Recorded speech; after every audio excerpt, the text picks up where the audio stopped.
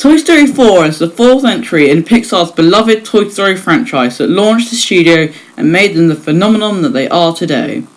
And I was incredibly excited for this, and this is one of my most anticipated films of the year.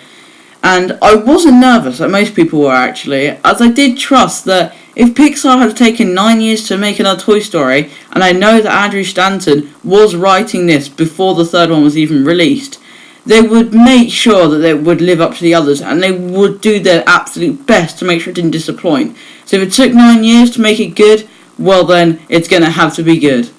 And my trust in Pixar couldn't have been misplaced, as they've made yet another incredible film, and have pushed the limits with animation yet again. This is their best animation to date, and I bet you that's going to change by their next film, as the number of photorealistic shots in this is just off the charts. The detail stood out to me at two particular points. An opening sequence in the rain was just astounding, and the detail in every drop and how it's scattered whenever it hit something. The ground, the toys, the roof of the house, whatever, it was just insane. And it was just mind-blowing, and I just don't know how they can make the animation any better by the next film, but I can pretty much guarantee they somehow will.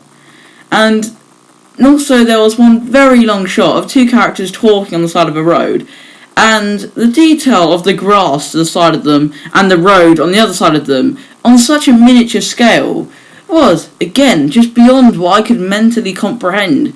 It's astounding. I just don't know how they do it. I saw a video recently where it showed this one pipe in the background that you see for about 2 seconds in the film. Some person spent 8 hours animating. 8 hours for something that's in the film for just 2 seconds. Imagine how much time they spent on everything else. And this is by far the funniest Toy Story film, and my audience was absolutely roaring with laughter the whole way through, and so was I, and I am a hard person to make laugh, especially with films. And director Josh Cooley uses the camera beautifully in some scenes, especially in the big opening montage towards the start, and in the aforementioned very long road shot. And especially with the montage scene, it made so much sense the way he made his camera flow, and you'll know which shot I'm talking about. It's an unbroken shot, and it's just beautiful. And the way he made the camera flow between shots and films was just wonderful, and it wasn't just looking nice, it served a purpose, and that is what the best camera movement and direction does. And the voice cast is top of the line, and these actors are just synonymous with their characters in this franchise now. And I truly feel at this point, and this maybe just adds to it doesn't make me feel this way, that Tom Hanks' performances as Woody are the best voice performances of all time. Keanu Reeves and Peele are wonderful additions, and have so many great jokes. If we get a fifth film, which I really don't want to happen but I also do, but I'd rather they wouldn't based on the film ended, it will be great spending more time with Ducky, Bunny and Kaboom, as they were so funny. And Forky was so sweet and funny, and I also adored him. He was just so cute, and he was a wonderful new character. And again, if there is a fifth, I hope we see more of him, as I did really love him as a character. And the central adventure to the film is lots of fun, and it's the reason children will enjoy the film. But as always with Pixar, they make sure that the adults will pick up on other aspects, which, for me, make the film better. And the film is great, and there is something that everyone can love, and overall, basically everyone will love this film. But there comes a point in the film, and it is very obvious this point, and you will know exactly what I'm talking about when you see the film, where you realise what has really been going on behind this whole film, and the reason this whole adventure has happened. And at this point in the film just descends to a completely different level, and the poignant themes and messages and ideas that we associate with Pixar and their wonderful filmmaking start to emerge, and you see exactly where they were the whole time previously in the film, but suddenly they're there and you can't get them out of their head.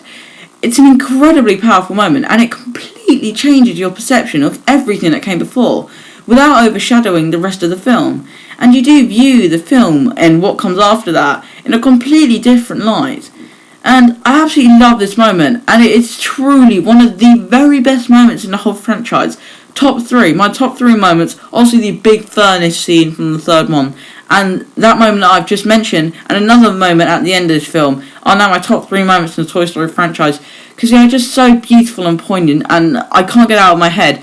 And when I go back and look at the film, I view it in such a different light to what I did before as I was watching the basic adventure part of the film. Also, I came out of the movie going, it was really good, I really enjoyed it, and I'm happy it turned out that way.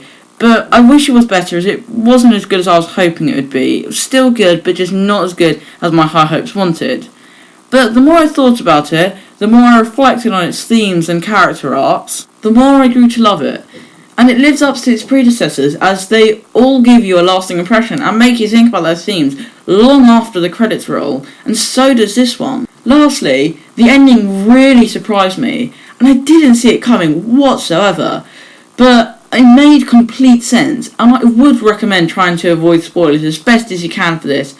It's an incredibly emotional ending, and I didn't cry in the film, but I welled up nearly to the point of crying very nearly twice in the film, and I was definitely crying on the inside, I could tell. I'm going to give Toy Story 4 a 9.5 out of 10.